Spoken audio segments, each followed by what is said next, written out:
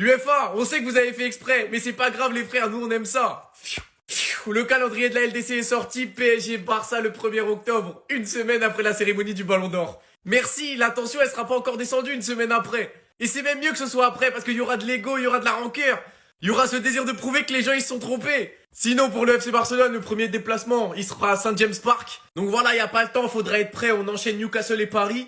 J'espère que d'ici là, notre défense elle sera mise en place. Ensuite, comme vous le voyez, on se déplace à Stamford Bridge le 25 novembre. Et on reçoit juste après Francfort le 9 décembre. Ce match-là, je l'attends aussi. Antifi qui s'est exprimé sur la LDC, il a dit pour tous les clubs comme le Barça, l'objectif est de la gagner. C'est un nouveau chapitre de la compétition. On a vu le tirage et c'était fun. Je suis content car il y aura des matchs fantastiques. Chaque match sera différent et on a hâte de jouer. Donc voilà, faudra être prêt. Il n'y a pas le temps. Notre tirage, il est très bien, même si j'aurais préféré quand même une grosse équipe en plus. Comme j'ai dit, pour tester si notre défense, elle est vraiment en place. Parce qu'on sait, offensivement, on va mettre des buts. C'est défensivement où c'est chaud et c'est sur ça qu'on sort contre l'Inter. Donc dites-moi vous en pensez en commentaire les gars, n'hésitez pas à vous abonner, vous êtes des bons, nous on avance. Mais les gars, c'est qui ces petits diablotins? C'est les petits diablotins du Real Madrid, les U10 du Real Madrid. Regardez les stats s'il vous plaît. 29 matchs, 29 victoires, 0 match nul, 0 défaite, 330 buts marqués. 3 buts encaissés seulement, mais c'est quand même une dinguerie les gars. Incroyable. 26 clean sheets, bah tu m'étonnes avec les 3 buts encaissés, c'est quand même une dinguerie. Un championnat et un torneo des campeones. J'ai du mal avec l'espagnol, pardon les gars, je suis désolé. Je suis désolé les gars, pardon. Bon les gars, je veux pas m'enflammer parce que ça reste quand même des U10, voilà, tranquille, même si on est content, ça reste quand même des U10, ils ont quand même 9 ans. Mais ça fait plaisir que dans la Fabrica, bah tout marche bien là pour l'instant, qu'ils ont la mentalité de la victoire, la mentalité du Real Madrid. Un point, c'est tout les gars. Et les gars, j'en suis sûr, parmi ces diablotins, il y a un plus grand diablotin, il y a le plus grand diablotin qui a marqué énormément de buts, qui a été démoniaque dans cette équipe-là. J'en suis sûr et certain, c'est sûr et certain. Carrément, Florentino Pérez, il est bien là, présent ici. Il sait que l'avenir, c'est aussi regarder les jeunes, la famille. L'avenir du club, ça va s'axer sur la Fabrica, la Castilla. Ambiance à toi. Wesh! Vous avez vu ce que Koundé il a fait? Wesh, Koundé! J'avais pas vu ça. J'avais pas vu ce que Koundé... Koundé, il a posté sur Instagram un poids sur mes épaules, profites-en. J'ai un de mes gars sur Twitter qui a dit, Eric Garcia, est-ce que tu vois ça? T'as intérêt à rester chaud. T'as intérêt, Eric Garcia, à rester chaud. Starfoula, non, attends, c'était ça que Koundé... En fait, il y a une période là. Début du mois d'août, tu vois, le match contre Como et tout. Le 10... Koundé, il était un peu... Il était bizarre. Genre, j'ai fait même des vidéos. Il y a plein de Barcelonais qui ont fait des vidéos. Koundé, il n'était pas concentré. Il y a même un moment donné, Rafinha, Yamal le regardait en mode... Il le fixait pendant genre 10 secondes. Koundé, il n'était pas là. Il n'était pas concentré. Genre, on le regarde sur les photos, il n'est pas souriant. On sait pas ce qui se passe avec lui, tu vois.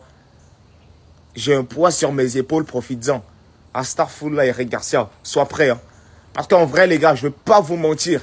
Eric Garcia, c'est pas dégueulasse. Mais je préfère bien Koundé avec Yamal. Moi, c'est ça. Moi, c'est ma préférence. Jour de match, les Madridistas. Le Real Madrid rejoue au foot aujourd'hui face à Mallorca pour son 3e match de Liga. Et qui dit jour de match, dit compo probable. Juste avant d'attaquer la compo probable, laissez-moi vous faire un petit résumé de la situation du Real Madrid en Liga. On sait qu'en termes de résultats, le Real Madrid est sur une bonne lancée. 2 victoires en 2 matchs et 0 but encaissé. Et ça fait du bien, les gars. Et personnellement, moi, je pense qu'on doit aller chercher une 3e victoire obligatoire avant la trêve internationale. Comme ça, on sait qu'on est sur une bonne lancée et on fait le plein de confiance. Maintenant, on va passer à la compo probable. Et juste après la compo probable, je vous montrerai la liste des joueurs que moi, personnellement, je garde à l'œil pour ce match-là. Alors, par rapport à la compo probable, on part sur un 4-3-3. Compo d'ailleurs qui a été partagé par un média. Et je suis plutôt d'accord avec la compo, c'est pour ça que je vous la prends. En défense, on aura le retour de Militao, je pense, avec Dina Hussein. Bon, je pense qu'on va plutôt inverser les deux rôles. Hein. Donc voilà, Dina Hussein va passer de l'autre côté, Militao de l'autre côté. Trent Alexander-Arnold, je pense qu'il va rejouer ce soir. Même si Carvajal, je trouve qu'il a fait un bon match contre Oviedo, je pense que Alonso avait décidé tout simplement de faire tourner son équipe, voilà. Et Arnold devait récupérer sa place. Alvaro Carreras qui sera à gauche, totalement logique. Au milieu, on aura Tchouaméni, Arda Güler, Valverde. Vous connaissez mon avis sur ce milieu-là. Pour moi, je ne peux pas continuer à coupler Tchouaméni et Valverde. Mais Alonso, il a une vision que je n'ai pas encore. Donc on lui fait confiance, on verra bien ce que ça donnera. De toute façon, ce milieu, ça bougera pas. Et en attaque, on aura le retour de Vinicius Junior. Certes, on a eu Rodrigo qui était titulaire contre Oviedo, mais Vini n'a pas lâché le steak. Il est entré en cours de match, il a marqué un but et délivré une passe décisive. Et je pense qu'il va revenir titulaire pour ce match-là. À droite, on aura Franco Mastantuono, qui pour moi a fait un bon match contre Oviedo. Pour le moment, moi personnellement, je le préfère à Brahim Diaz, parce que c'est un joueur qui n'a pas froid aux yeux. Dès le début de match, il prend des risques. Il n'a pas peur de faire ce qu'il sait faire. Brahim Diaz, pour moi, lui, c'est plutôt un super sub. Lui, il entre en cours de match et là, il te lâche des trucs. Donc voilà. Et en attaque, on aura Kylian Mbappé qui est sur une bonne lancée aussi. 3 buts en 2 matchs. Déjà, dites-moi ce que vous avez pensé de la compo dans les commentaires. Et maintenant, on va passer aux joueurs que je garde à l'œil pour ce match. Pour commencer, logiquement, je vais garder un œil sur ce duo-là, parce qu'ils ont l'air de commencer à bien s'entendre, à devenir plutôt complémentaires, mais reste à voir, on verra ce que ça peut donner sur le terrain. Franco Mastantuono, ça vous le saviez déjà. Vous savez à quel point j'aime la mentalité de ce petit, et on sait qu'il est talentueux, sachant qu'il a encore une bonne marge de progression. Arda Güler. Alors lui, on voit clairement qu'il a la confiance de l'entraîneur cette saison. Il est titulaire indiscutable au milieu pour le moment. Je trouve qu'il y en a qui sont un peu durs avec lui, mais moi je lui laisse le temps et franchement, je l'observe bien. Alvaro Carreras, j'ai pas besoin de trop parler. Il laisse une bonne lancée depuis le début de saison, et voilà, c'est pour ça que je le tiens à l'œil. Pour moi, je trouve que il fait le taf. Trent Alexander-Arnold. Alors s'il retrouve sa place de titulaire, moi j'aimerais bien que ce mec-là il se lâche. Parce que pour le moment, je trouve qu'il est encore un peu trop coincé, mais on garde à l'œil. Gina Hussein, est-ce que j'ai besoin de parler? On passe à autre chose. Et pour finir, Militao, les gars. Je vous ai dit, Militao, moi je le garde à l'œil depuis. Faut qu'il retrouve son niveau, ce mec-là, je l'aime bien. Donc voilà. Dites-moi ce que vous en pensez dans les commentaires. Et aussi, j'avais un petit truc à vous dire. Je commande désormais les matchs du Real Madrid en live TikTok. Donc si vous souhaitez passer 90 minutes avec moi, n'hésitez pas à vous abonner. Entre parenthèses, je ne diffuse pas les matchs. Je les commente un peu à ma sauce. On est là souvent, on est entre 200 et 300 personnes, des fois 400. Et on passe un bon moment. Donc n'hésitez pas à les... Bon les gars, petite vidéo en furtif. Officiel, Gavi, il est forfait ce week-end ainsi que pour la trêve internationale à cause de sa gêne au genou droit. On se rappelle, voilà, de la grosse blessure qu'il a eue. Il y a eu une rechute à ce niveau-là. Alors, comme je vous l'ai dit, c'est un joueur qui est ultra surcoté. C'est un joueur que je déteste de manière viscérale. Vous vous rendez pas compte à quel point. C'est quelqu'un qui a un mauvais comportement. C'est quelqu'un qui a été blessant, mal poli avec ses aînés. Mais malgré ça, je vous souhaite pas le malheur. Voilà.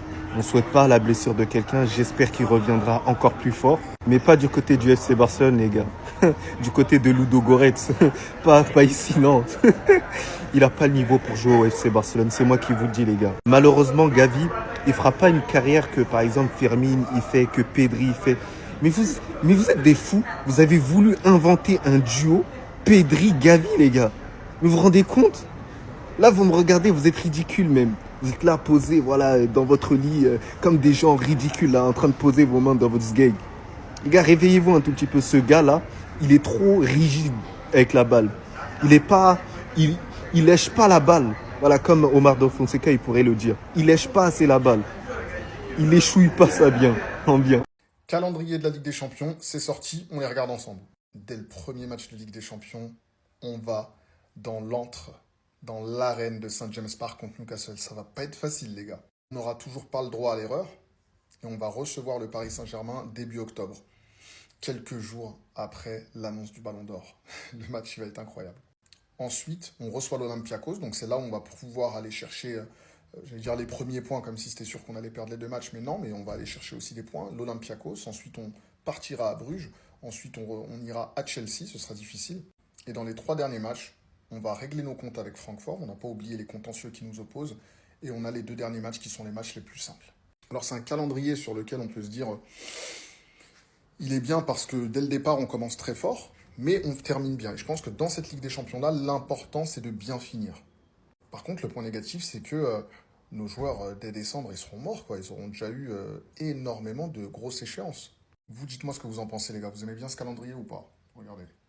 Attendez. J-1 avant le match Rayo contre le Barça, on a eu le droit à quelques infos. Hansi Flick en conférence de presse, il fallait commencer avec 6 points surtout en débutant à l'extérieur. Le Rayo est une belle équipe, le coach est très bon. Il joue bien au football, beaucoup d'intensité. La pelouse n'est pas top donc ça sera un match différent et compliqué. Concernant la pelouse, je pense qu'on a tous vu les images. Le terrain il est dans un état qui est juste catastrophique. Et comme Hansi Flick l'a dit aussi, je ne peux pas changer la pelouse, on va jouer contre le Rayo sur la même pelouse. Fermin, il est là, j'ai parlé avec lui. Je suis convaincu qu'il restera mais c'est comme ça. Je serai heureux quand le mercato sera fermé. Fermin sait que toute l'équipe veut qu'il reste. Au début de la semaine, il était différent de ces derniers jours. Là, il est plus focus sur le sportif, il est plus normal. C'est une bonne situation pour nous. Fabrizio Romano a confirmé hier que Fermin Lopez voulait rester au Barça et j'espère que d'ici la fin du mercato, on n'aura pas de mauvaise surprise. Gavi, on l'attend contre Valence mais cela dépendra de son évolution. Il va mieux par rapport à hier. Ça, c'est une bonne nouvelle. Pour tous les clubs comme le Barça, l'objectif est de gagner la Ligue des Champions. C'est un nouveau chapitre de la compétition. On a vu le tirage et c'était fun. Je suis content car il y aura des matchs fantastiques. Chaque match sera différent et on a hâte de jouer. Au passage, le calendrier pour les premiers matchs est sorti et pour la première journée le Barça va affronter Newcastle et après le PSG. Ça va commencer fort dès le début. Bref, en tout cas, rendez-vous demain soir pour le match contre le Rayo et pas le droit à l'erreur.